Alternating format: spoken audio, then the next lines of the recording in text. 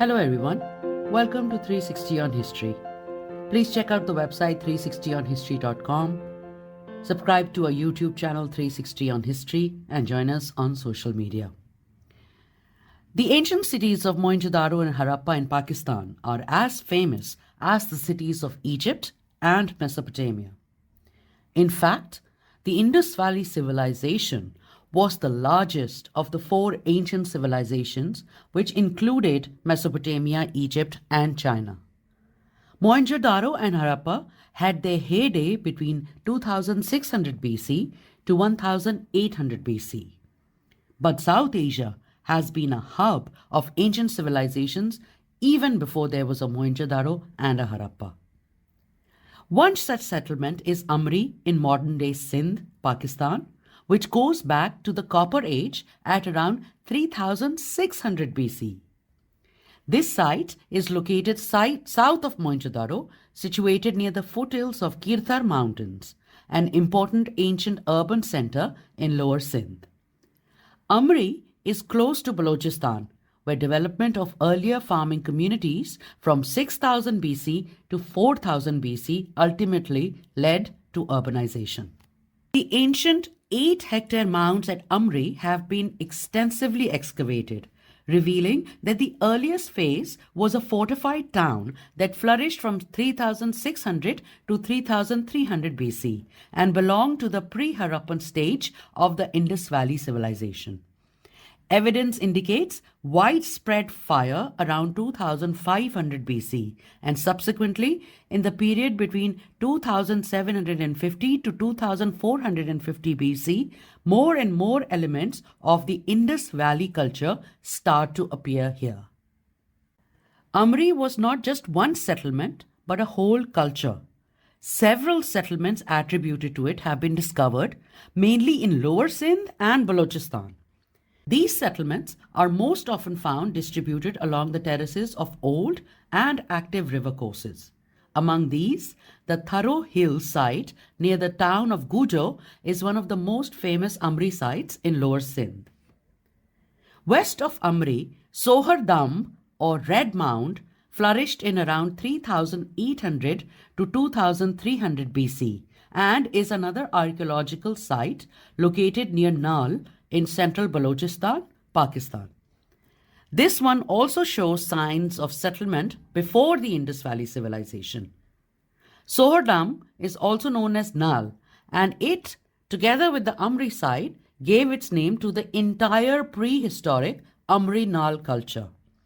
It extends around 4.5 hectares and its geologically formed mound is 13 meters high.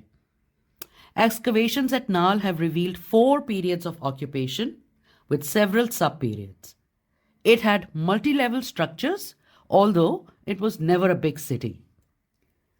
The entire prehistoric Amri-Nal culture is attributed to the dual type sites of Amri and Nal.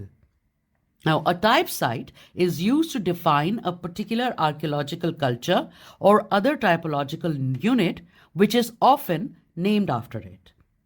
Amri is the characteristic Chalcolithic or Copper Age site in Lower Sindh, while Nal is in Balochistan. Excavated started in 1929 by N.G. Majumdar were followed by even more extensive ones by Jean-Marie Casal and his colleagues between 1959 and 1962. These have revealed mud brick houses divided into small rooms.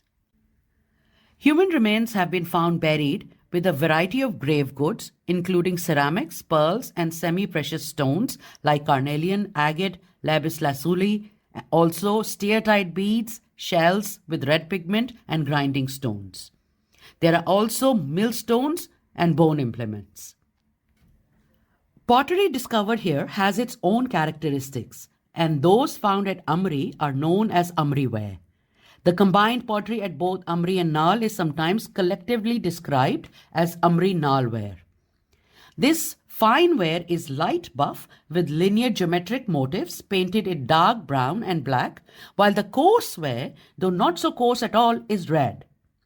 Typically, Nal pottery is buff with complex geometric and figurative motifs painted in black, and often with turquoise, yellow, and red as additional colors. Among the tools found at Amri are napped stone assemblages, very typical of the area and not found on other sites nearby. The most typical tool is a triangle retouched along three sides called the Amri triangle. Bones of domesticated humped cattle as well as sheep and goats have been found in the locations. It also seems that the inhabitants kept dogs as well. Wheat and barley were probably cropped from the earliest period but were later replaced by the indigenous South Asian crops of millet and sesame. Hunting and fishing may also have been part of the economy. Middens or rubbish heaps at some sites also revealed shells as well as gazelle and other wild animal remains.